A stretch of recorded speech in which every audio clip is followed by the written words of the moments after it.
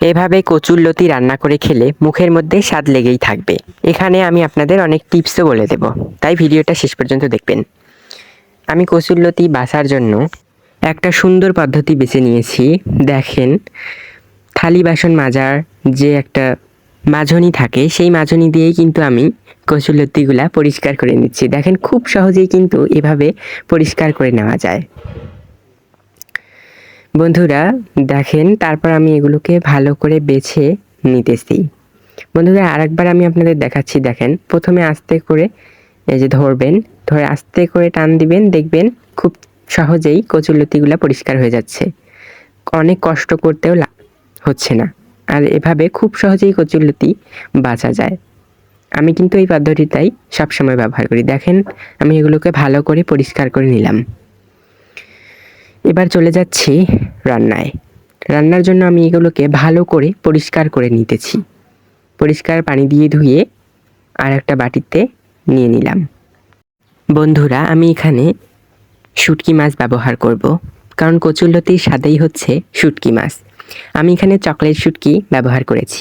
বাজারে গিয়ে চকলেট শুটকির নাম বললেই কিন্তু এই শুটকিগুলো দেয়। এগুলো কিন্তু খেতে অনেক স্বাদ, আর এর সুগন্ধটাও আমার অনেক পছন্দের। শুটকিগুলোকে ভালো করে আমি বেছে নিয়ে এগুলোকে আমি গরম পানি দিয়ে ধুয়ে নেব, কারণ গরম পানি দিয়ে ধুয়ে নিলে অনেক পরিষ্কার হয়। আমি এখানে যে সব কিছু রেডি করে নিয়েছি। দেখেন, মরিচ কুচি নিয়েছি, রসুন, পেঁয়াজ, শুটকি এবং অনেক মশলা বেটে নিয়েছি। এবার চলে যাচ্ছি রান্নায়। চুলার মধ্যে একটা কড়াই বসিয়ে দিয়ে আমি দিচ্ছি সয়াবিন তেল।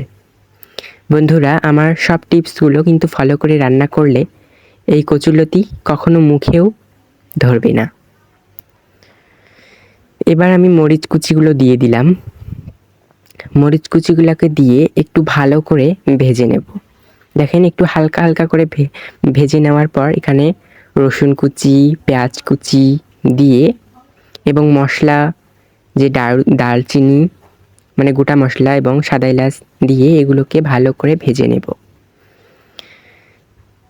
হালকা হালকা করে যখন একটু ভাজা হবে তখন দিয়ে দিব স্বাদমতো লবণ, হলুদ। আবার একটু এভাবে ভেজে নেব। বন্ধুরা আমার ভিডিওটা ভালো লাগলে সুন্দর সুন্দর কমেন্ট করবা এবং সুন্দর একটা লাইক দিবা। তোমরা কী রকম ভিডিও চাও সেটা কমেন্টে বলবা। বন্ধুরা এখানে আরেকটু তেল দিয়ে আমি এখানে দিয়ে দিচ্ছি কচুরলতিগুলো। বন্ধুরা এভাবে সব কচুরলতি দিয়ে এবার আমি এটাকে নাড়াচাড়া করে মানে মশলার সাথে মিশিয়ে একটু নাড়াচাড়া করে ভেজে নেব। এতে একটু মুখে যে একটু কুটকুটায় সেটা আর কুটকুটাবে না। তারপর ঢেকে দিব। ঢেকে আমি একটু কিছুক্ষণ রান্না করে নিলাম। দেখো বন্ধুরা পানি চলে এসেছে। আমি এখানে হালকা একটু পানি দিয়েছিলাম, কচুরলতি থেকেই পানি বের হয়েছে। এভাবে রান্না করব। কচুরলতিগুলো অনেক নরম, তাই কম পানি দিয়েছি। কম পানিতেই সেদ্ধ হবে। আবার ঢাকনা দিয়ে ঢেকে পানি শুকা পর্যন্ত ঢেকেই রান্না করব। ঢেকেই রান্না করলে খুব তাড়াতাড়ি সেদ্ধ হয় এবং কম পানিতেই সেদ্ধ হবে। দেখো বন্ধুরা আমার পানি একেবারেই কমে এসেছে।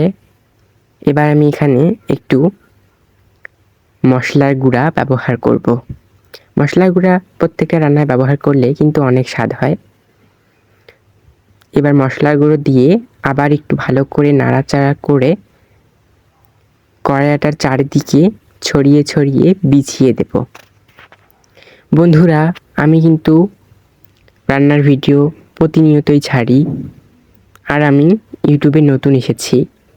আমার চ্যানেলটা সাবস্ক্রাইব করে দিয়ে আমার পাশেই থাকার অনুরোধ রইল। দেখো বন্ধুরা এই পর্যায়ে আমার ভাজিগুলোর উপরে তেল চলে এসেছে। দেখো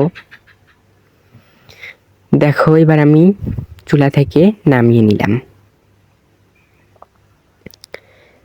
দেখো বন্ধুরা কত সুন্দর একটা কালার চলে এসেছে। গরম ভাতের সাথে কচুরলতির তরকারিটা কিন্তু খেতে অনেক সুস্বাদু হয়। দেখো কেমন হইল। ভিডিওটা ভালো লাগলে চ্যানেলটা সাবস্ক্রাইব করে পাশে থাকার অনুরোধ রইল।